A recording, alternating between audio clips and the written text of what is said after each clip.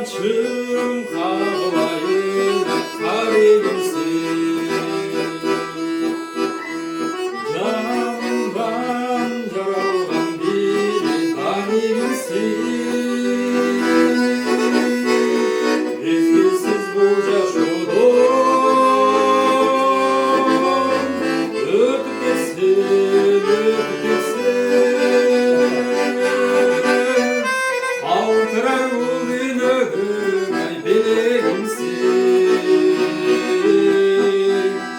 Altırar morasımsın sen diregimsin.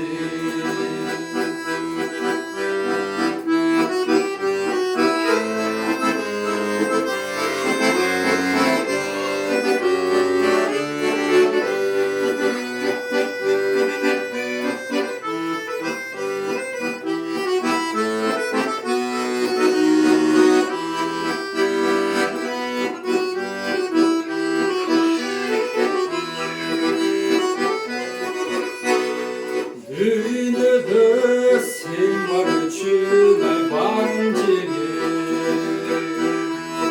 Düğünüm var böyle seninle.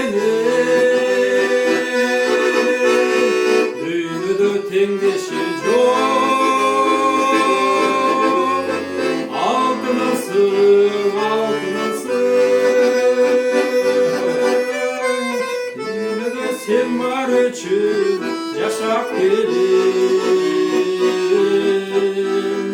Düğünü sen var için yaşayıverin.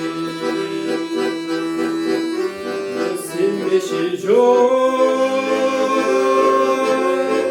Altınımsın, altınımsın. Düğünü sen var için